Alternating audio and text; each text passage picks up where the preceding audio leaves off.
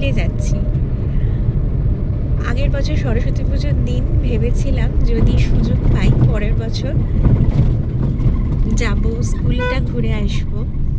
তো হয়তো মন থেকে এতই বেশি চেয়েছিলাম, এবছর ঠাকুর আমাকে সুযোগটা করে দিয়েছে।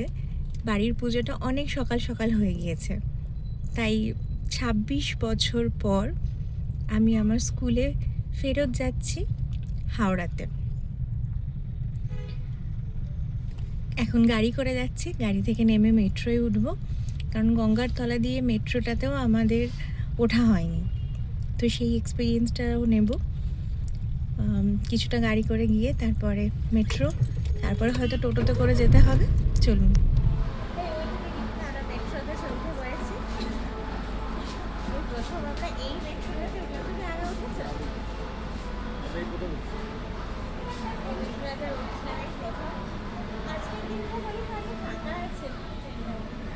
এখন ফাঁকা তো বলে যে অফিস টাইমে ওইদিকে সেক্টর টাইমে আসার লোক বেশি থাকে, কিন্তু আমরা উল্টো দিকে যাচ্ছি।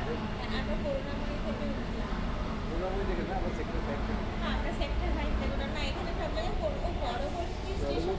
করুণাময়ী, তারপরে হচ্ছে করুণাময়ীর পরে মনে হয় আছে সিটি সেন্টার। মেট্রোয় চেপেই অপেক্ষা কখন গঙ্গার তলা দিয়ে যাব, আর এই যে গঙ্গার নিচে দিয়ে যাচ্ছি। মেট্রো থেকে নেমে এবার রিক্সা করে যাচ্ছি স্কুলে। হাওড়া ময়দানে মেট্রো থেকে নামলাম, এবার রিক্সা করে যেতে হবে। আমি এই যে রাস্তাটা দিয়ে কতদিন পরে আসছি আমি নিজেও জানি না। মনে হয় সত্যি এই রাস্তাটা আমি বহু যুগ পরে এই রাস্তাটা দিয়ে আসছি।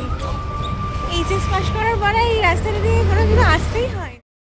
পৌঁছে গিয়েছি আমার স্কুলে, তারাসুন্দরী বালিকা বিদ্যা ভবন, যেখানে আমার স্কুল জীবনের অনেকটা সময় কেটেছে।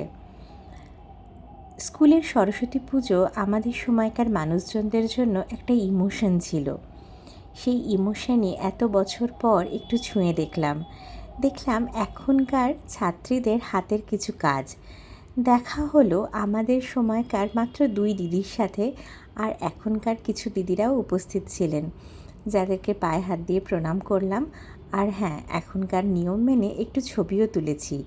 এখন তো সম্পর্কটা অনেক বদলে গিয়েছে। তখন যাদেরকে সম্ভ্রমের সাথে দেখতাম, এখন তাদের সাথে হেসে ছবি তুলে এলাম।